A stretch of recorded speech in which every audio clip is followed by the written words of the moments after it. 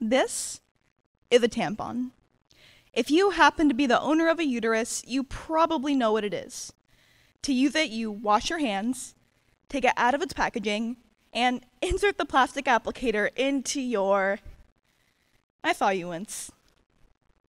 I was in the 5th grade, and we were presenting some project that 5th graders do, when all of a sudden, I felt a very sharp pain in my stomach.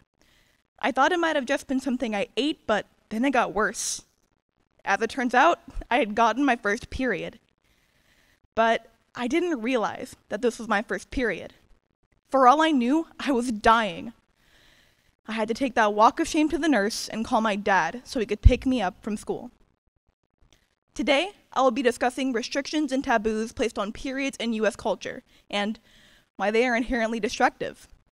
First, I will discuss restrictions in homes and at schools. I will then discuss how these are stemmed from pop culture censorship of the period. Finally, I will discuss how people and brands are trying to break this stigma, and how we can do the same. Growing up, I was always told to hide my pads. The argument for this was always because guests didn't want to think about it. So naturally, I had to shove all of my pads to the darkest depths of my bathroom drawers. Here's the thing.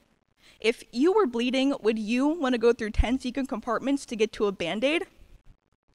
I didn't think so. If someone can be so disgusted with the notion of a clean pad that it sours their mood, I wonder how they feel about seeing clean toilet paper.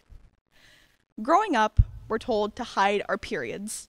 We're told that our periods can offend others. In elementary school, when you have the oh-so-famous "your body is changing" talk, they treat periods as if they're a secret. Boys locked in one room, girls locked in another, they throw a pad in your hands and say, "This is your life now, get used to it." But schools do a horrible job at actually helping us get used to it. See, in middle and high school, when a student happens to get their period by surprise, the rest of their day is usually dependent on whether or not the person next to them has a pad. In most public school bathrooms, there's a feminine hygiene product dispenser. In most public school bathrooms, this serves as nothing else but a thing for students to vandalize. The one in my school was empty for at least 6 years before they finally decided to take the thing down. This becomes a problem when a student has to go home because they bled through their pants. This becomes a problem when a student has to miss an important assignment, important test, or important exam just because their school didn't have the facilities to help them. But let's just say that someone in math class did come to the rescue. But they only have a tampon. And your parents only told you to use pads. Why? Well, because tampons are for married women, of course. This is something my grandmother told me when I first asked her about tampons. And when I spoke to other students, their parents and guardians usually had the same train of thought. Tampons are off limits because they can take your virginity and make you impure. Whoa, it's just a piece of cotton. Restrictions at home, such as the pad versus tampon debate, can make young people very insecure about their periods. They might just need products like tampons if they do activities such as swimming or dancing. If they get their period by surprise, well, they're left out of the activity, because you can't exactly swim or dance with the pad on. So, why are the people and institutions we trust so restrictive and secretive when it comes to something so natural? Pop culture. Let's go back to the 1870s when the first advertisements for period products didn't even say they were for periods. They were mostly just called vague things like bandage suspenders. The vagueness didn't stop there, though. Throughout the following years of periods in pop culture, a new language seemed to develop. A secret language of women feeling fresh and free during that time of the month. People began to get so secretive about periods, they ended up calling them everything except for what they actually are. A recent study found that there are nearly 5,000 euphemisms for the word period. Seriously, you think that time of the month is bad? Try getting a visit from Aunt Flo, being on your Shark Week, and my personal favorite, having communists in the funhouse. The secretiveness of the period led to men not wanting anything to do with them. My dad still refuses to go out and buy pads even though he has 5 daughters. This also led to many myths and misconceptions that have still stuck around to this day. Let me clear this up right now. You can still get pregnant while you're on your period. And while we're on this topic, your chances of getting attacked by a shark or a bear don't increase while you're menstruating. The same goes that period blood isn't actual blood. It's mostly just a mix of tissue and uterine lining. As TV and radio began to get more popular, periods slowly crept their way into the picture. In 1972, the National Association of Broadcasters finally lifted their ban on advertisements for menstrual products. That's nearly 30 years after TVs began gaining popularity in the US.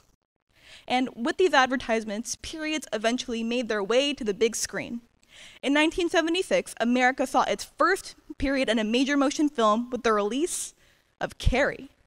And while this was a monumental thing for the history of periods, the main character, Carrie, being bullied over getting her first period, created an even bigger stigma around the myth that periods are gross. TV shows then began bringing up periods, mostly in the form of family sitcoms where you could somehow relate to the main character, as long as you had a laugh track. Then, something wild happened. The internet. People could suddenly share all of their opinions online and have everyone else hear them. And boy, did people have a lot to say about periods. Moving into modern times, we've seen a rise of censorship about the period with the rise of social media. Rupi Kaur, author of Milk and Honey, posted a series of photos to her Instagram in 2015. One photo depicted a woman lying in bed with a little bit of period blood on her sweatpants and some on the bedsheets. Another photo depicted a woman's feet in the shower with a few trickles of blood on the floor. This, to put it bluntly, broke the internet when Instagram decided to take these photos down, even though they broke no real guidelines. Kaur challenged this and eventually got to post her photos again. The stigma around periods is dangerous, to say the least. To take something so natural and normal and demonize it is completely wrong. I bleed each month to help make humankind a possibility, Kaur stated in response to the removal of her photos. My womb is a home to the divine. Yet very few times it is seen that way, she stated. Even now, people will view periods as a time where women are angry and nasty and unclean, but there's hope.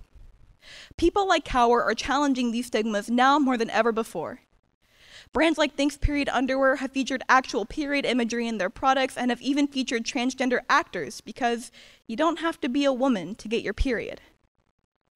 So, what can we do to help end the stigma? What can you do? Well, to start, educate yourself. Unlearn all of the myths and misconceptions you've learned up until now and replace them with facts. Treat those who have uteruses with kindness and don't make periods seem like such a big, nasty, and scary thing. If you have daughters, teach them early about their periods and let them know about all the options they'll have. Do the same even if you have sons. Get comfortable with the notion of a period because while we might not be able to change the minds of our parents and our grandparents, we can do our best to help end this stigma and break the cycle, so that eventually we can make our culture a safer and better place for anyone who has a uterus. Period.